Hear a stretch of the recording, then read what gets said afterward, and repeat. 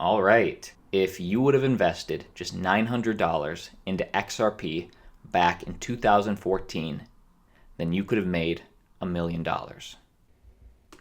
I repeat, if you would have invested $900 into XRP back in 2014 and then held until last year, then right now you could be a millionaire. Here's the big question. With XRP currently trading at about 30 cents per coin, how much XRP would you realistically need to invest in today to become a millionaire tomorrow? And even more than mathematically, what would it take? In today's video, I want to discuss realistically, what would it take? In terms of use case, in terms of implementation, in terms of partnerships, what would it take? What would it take for XRP to reach that mass adoption? And how much XRP would you have to invest in today for you to make $1 million tomorrow? Welcome back, everybody, to Altcoin Daily, where you subscribe for a video on cryptocurrency every day. My name's Austin. Like the video, and let me know down below in the comments if you like XRP. And if you like XRP, what do you like about it? At the end of this video, let's all check out the comment section together. Might be interesting. Before we get to the math, let's find out what differentiates XRP from other similar altcoins. Keep this in mind, I'm not a financial advisor, and today's video, it's not financial advice. Always just use this channel as a jumping off point, and always make sure you do plenty of your own research before investing. What is XRP?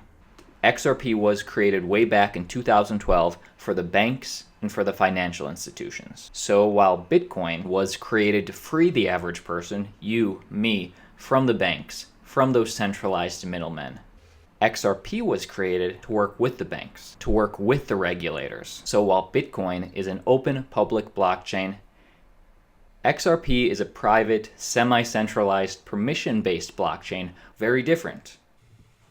The purpose of XRP is to be that cryptocurrency that handles worldwide, cross-border transactions. Right now, the current archaic systems like SWIFT, they do have huge market saturation. The current systems are slower and more expensive than any crypto alternative. So, in my opinion, it's a no-brainer how much money and how much time companies will save transferring money using cryptocurrency. The question is, will XRP be that cryptocurrency? XRP consistently handles over 1,500 transactions per second, so it's way faster. And in terms of fees, with current companies, it might take anywhere from hundreds to thousands of dollars in fees to transfer money.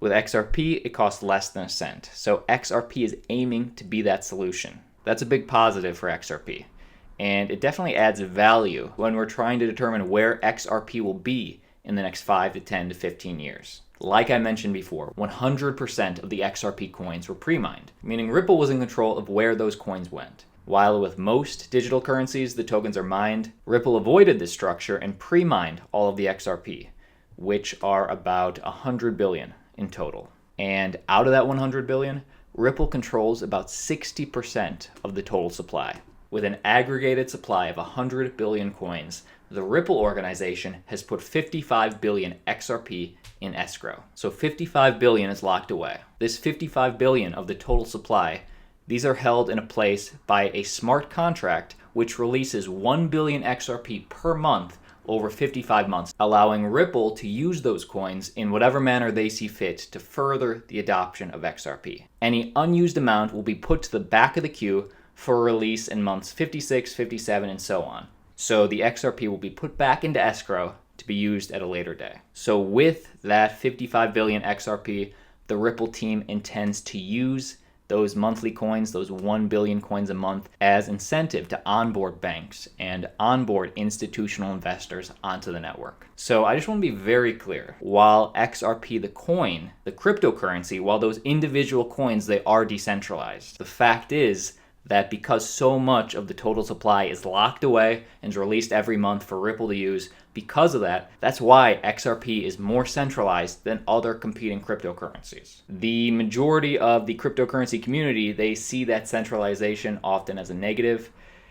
The XRP community, on the other hand, they see that centralization as a positive. This is Ripple's plan right here. using these coins, being able to have access to these coins, that's their plan to be able to reach adoption.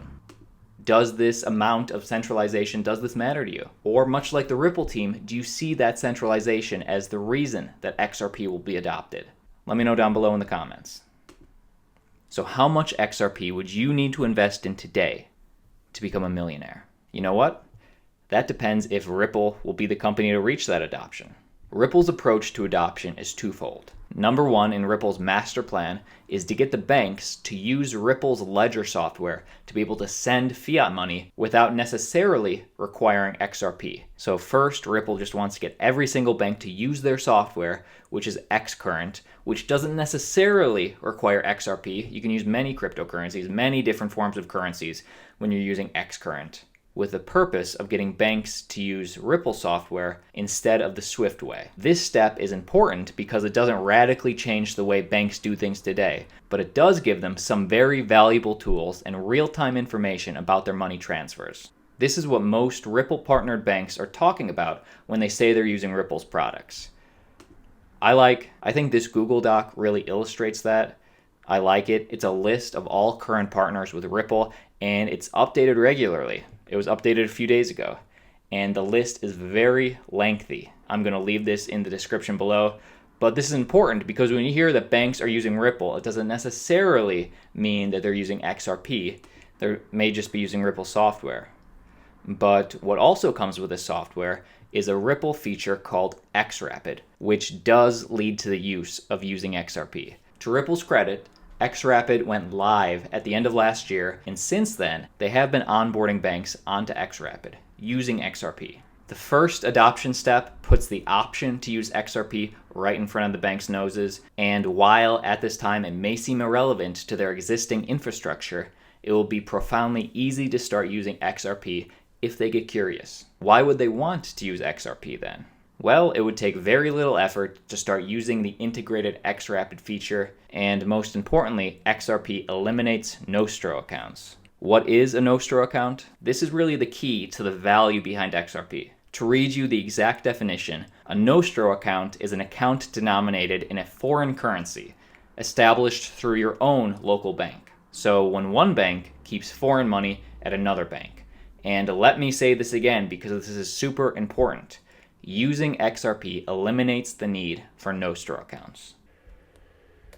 The point is that XRP could be that cryptocurrency that thrives in the next 10 to 20 to 50 to 100 years. XRP has a shot.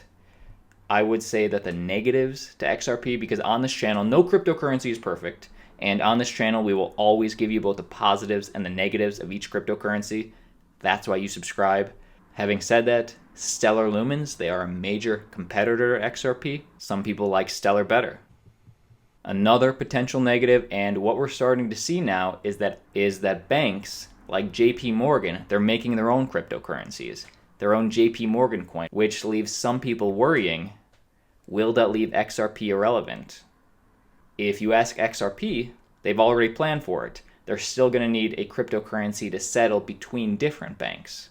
According to the CEO, Brad Garlinghouse, even if every single major bank creates their own cryptocurrency, they're all still going to need XRP to settle between them. Let me know what you think in the comments. Let's get to the numbers. So if you would have invested $900 in July of 2014, when the market cap of XRP was 22 million, had a way lower circulating supply, and the price of one XRP back in 2014 was 0.2 of a penny. Incredibly low. If you would have put in $900 back then and then held and then waited and pulled out at the peak in 2018, which would have been near impossible, but if you got that lucky and you took profit, then that would have been an over 5,900x and would have turned $900 into over $1 million.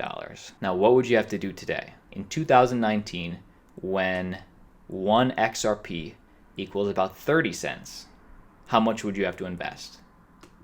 If you chose to invest $1,000 today, that would get you over 3,000 XRP coins. And let's just say that after you invested, the market cap of XRP returned to all-time highs. Now, past performance, it does not dictate future performance, but let's just say it did, because it is a nice metric we can look at. If you invested today and XRP returned, and the price of one XRP returned back to what it was at the beginning of 2018, with one XRP being worth around $3.38. That would be near an 11x gain, and that would turn $1,000 into almost $11,000. So how do we get to a million? You know what? Let's dare to dream. Let's just say that XRP becomes the XRP standard, meaning that it reaches that adoption, and in the future, XRP can reach a market cap of 7.7 trillion. If this did happen to any cryptocurrency, whether that be Bitcoin or XRP, if this did happen, this would probably be a decade out. But let's just say that the market cap of XRP equaled gold and was at 7.7 trillion.